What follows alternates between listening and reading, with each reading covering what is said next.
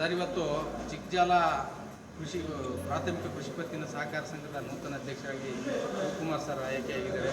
ಹಿಂದೆ ಪಕ್ಷದವರು ಇವೆಲ್ಲ ಸಹಕಾರ ಕೊಟ್ಟು ಅವರು ಗೆಲ್ಲಿಸಿದ್ರ. ಈ ಸಂದರ್ಭದಲ್ಲಿ ಅವರಿಗೆ ಮುಂದೆ ಯಾವ ರೀತಿ ಕಾರ್ಯವೈಖರಿ ಇರಬೇಕು ಅನ್ನೋ ಒಂದು ಸಲಹೆ ಕೊಡೋಕ್ಕೆ ಇಷ್ಟಪಡ್ತೀರಾ?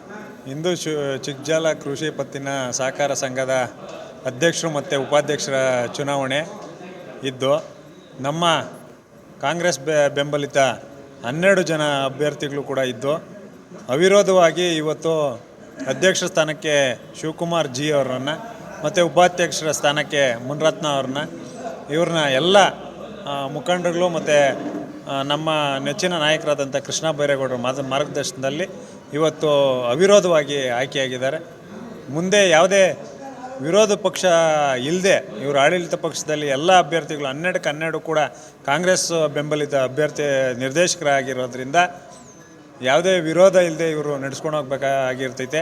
ಹಾಗಾಗಿ ಯಾವುದು ವಿರೋಧ ಇಲ್ಲ ಅಂದರೂ ಕೂಡ ಈ ಸೊಸೈಟಿನ ಇನ್ನೂ ಉನ್ನತವಾದ ಸ್ಥಾನಕ್ಕೆ ತೊಗೊಂಡೋಗಲಿ ಅಂತೇಳ್ಬಿಟ್ಟು ನಮ್ಮ ಜಾಲ ಬ್ಲಾಕ್ ಕಾಂಗ್ರೆಸ್ನ ವತಿಯಿಂದ ಮತ್ತು ಎಲ್ಲ ಮುಖಂಡರ ವತಿಯಿಂದ ನಾನು ಅವ್ರಿಗೆ ನಡೆಸ್ಕೊಂಡು ಹೋಗಲಿ ಅಂತ ನಾನು ಆರೈಕೆ ಮಾಡ್ತೀನಿ. ಮತ್ತು ಅವ್ರಿಗೆ ಅಧ್ಯಕ್ಷರಾಗಿ ಆಯ್ಕೆಯಾಗಿರೋದಕ್ಕೆ ಅವ್ರಿಗೆ ಅಭಿನಂದನೆಗಳು.